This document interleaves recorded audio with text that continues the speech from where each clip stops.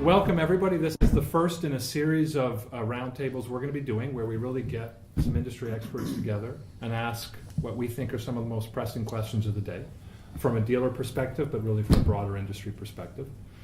To kick it off, I guess the question I would have as we look at the end of the year, what did we learn from this year? What did we learn from 2010? Well, we've learned that the vehicle companies have a very short memory. And I suppose if you look at what they've done is they're right back to what they're doing. Incentives, buying out leases, dumping inventory down to dealer levels. Will they ever learn? But don't you think that's a result of inventory that's out there, past practices? Yes, management's going to have to change, but it's going to take time to change. It's not going to happen overnight.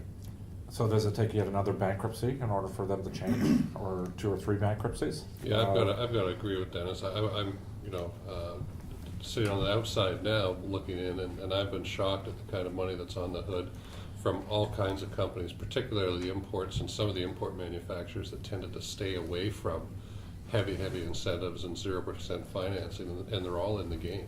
Yeah. And it's doing nothing for a residual value. But until somebody addresses the overcapacity issue, that's going to continue to go on. So there's a bigger issue out there is how do you get rid of the overcapacity that's out there? Because the companies need to continue to use the facilities that they have. Because the fact is, the incentives work. They move the metal, and if you haven't got them, you're not moving. I mean, Honda being the example where they sat out for so long, and their sales were in the doldrums, and they started putting money on them.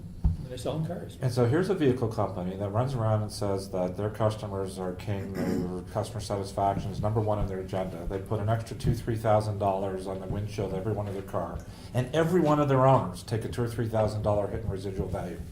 So thank you for buying our brand.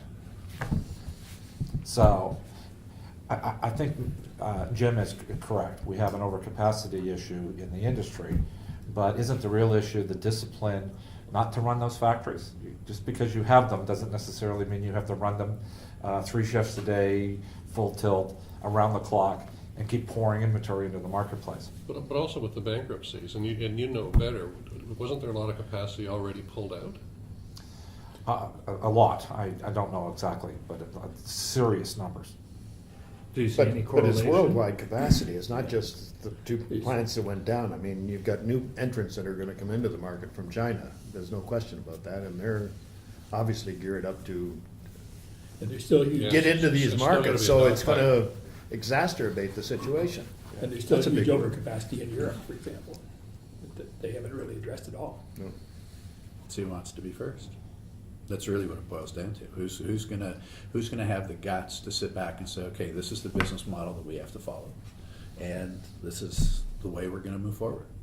That's a tough first step when you see your sales go down. When you hold the line, it's tough. And there's numerous situations, though, through the last 20, 30 years where companies have had to discipline that. BMW all through the 80s and 90s did not overproduce, really had the discipline to stay within their vision and reap a lot of benefit from that. High customer satisfaction, really good, strong values, a very profitable company. But would you not suggest that they have abandoned that strategy, as did Mercedes? Virtually everybody's abandoned it. How do we get back to reality?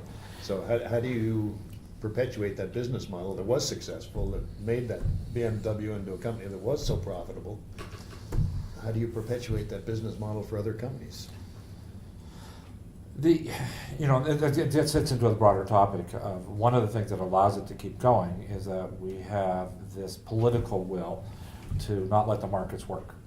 And that was very clearly demonstrated the last 2 years where companies come in, and maybe rightfully so, the companies go to Washington and the Washington throws their hands up and say, we're not going to let tens of thousands of jobs disappear. Here's your money that you want. We're going to regulate and entrench overcapacity. And Adam Smith's invisible hand disciplines the markets. If you don't let him work with his invisible hand, the markets never become disciplined, and we end up with this mess year in and year out. So is there really the only downside to the problem that Dennis brought up is the residual value and,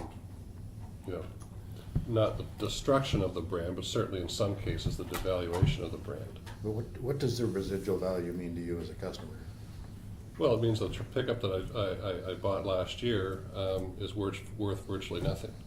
But if you pay less on the front end, if the spread But if, moves down but remains constant, but if your monthly Maybe payment you're stays okay. at $329 a month, do you really care what your residual value is?